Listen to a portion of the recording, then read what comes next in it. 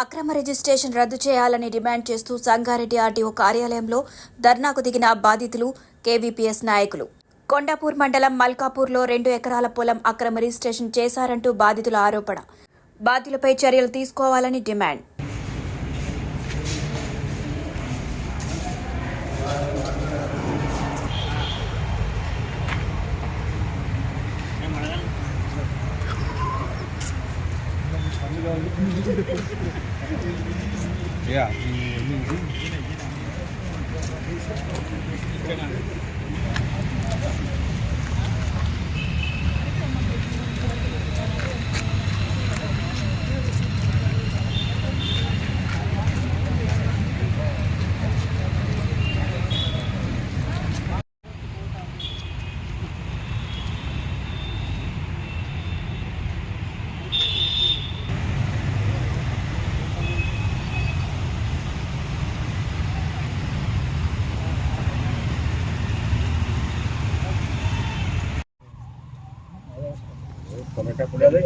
MRO గారికి ఇచ్చింది.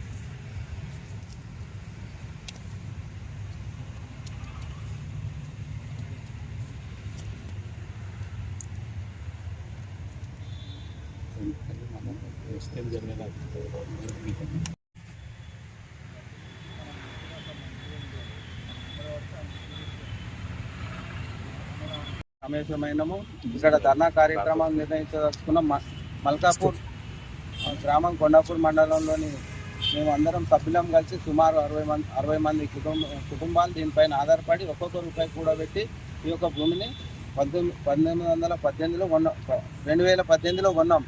అయితే ఇంతకుముందు ఏం జరిగిన ట్రాన్సాక్షన్ తర్వాత మాకు తెలియదు, కానీ వాటి మీద సరైన అవగాహన మాకు ఎవరికి కూడా ఇన్ఫర్మేషన్ ఇవ్వకుండా మేమేమైందంటే ఇద్దరిని రసదేసి వాళ్ళ ఇద్దరి పేరు మీద భూమిని రిజిస్ట్రేషన్ చేయించినాము. వాళ్ళకు కూడా ఇన్ఫర్మేషన్ ఏమి ఇవ్వకుండా అది భూమిని ఏం చేసినంటే ఇక్కడ ఉన్న మాజీ తహసీల్దార్ వేరే దుర్గయ్య అనే వ్యక్తి పేరు మీద మార్చడం జరిగింది.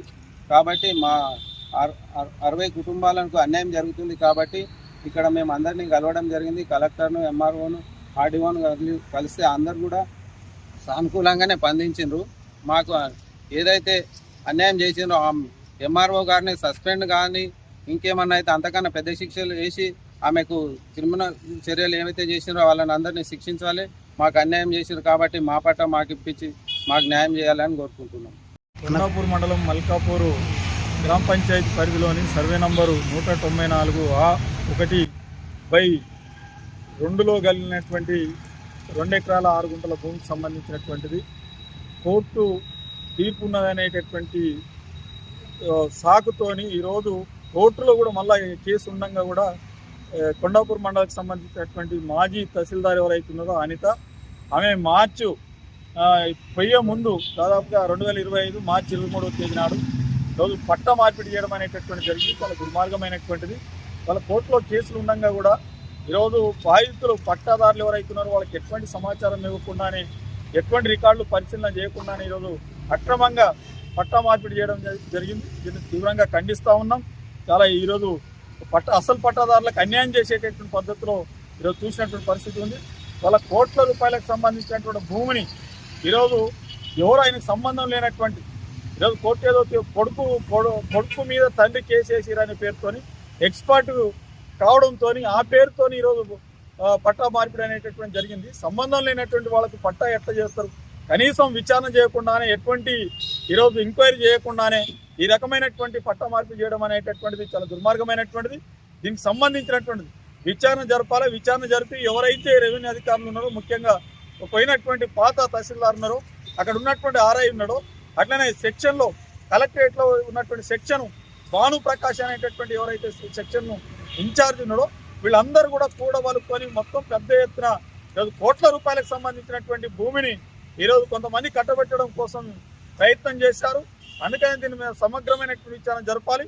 బాధితులంతా ఇద్దరు పట్టదారులుగా ఉన్నప్పటికీ కూడా వాళ్ళ కుటుంబ సభ్యులకు సంబంధించినటువంటిది, అది సొసైటీ పేరుతోని కొనుగోలు చేసినటువంటి భూమి, దాదాపుగా 60 మందికి సంబంధించినటువంటి భూమి పైసా కూడబెట్టుకొని ఆ భూమిని ఉన్నటువంటి పరిస్థితి ఉంది.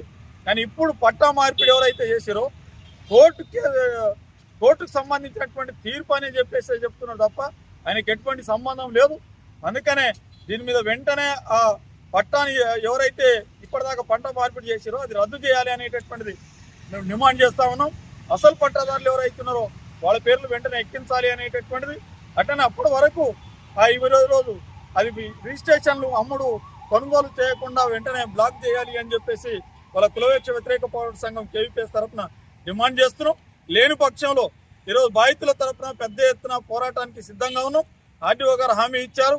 ఈరోజు ఆందోళన ఫలితంగా ఆర్డీఓ గారు ఏమన్నారంటే ఈరోజు తప్పకుండా బాధితులకు న్యాయం చేస్తాం, ఈరోజు లీగల్గా కూడా మీరు వెళ్ళవలసినటువంటి పరిస్థితి ఉంటుందని చెప్పేసి వారు కూడా చెప్పారు. వెంటనే ఈరోజు మేము అధికారులకు కూడా ఆదేశిస్తున్నామని చెప్పేసి ఎంఆర్ఓ గారితో కూడా మాట్లాడడం జరిగింది. బాధితుల తరపున నిలబడతాం, బాధితులకు న్యాయం చేసేంత చేస్తామని చెప్పేసి ఆర్డీఓ గారు హామీ ఇచ్చారు. ఆర్డీఓ గారు హామీ మేరకు ఈరోజు ఆందోళన విరమింపజేస్తాను. భవిష్యత్తులో బాధితులకు కనుక న్యాయం జరగకపోతే పెద్ద ఎత్తున ఆందోళన చేస్తామని చెప్పేసి ఈ సందర్భంగా హెచ్చరిక చేస్తా ఉన్నాం. Hi everybody, this is Kiriti Damaraju. Like, share and subscribe to Saira TV.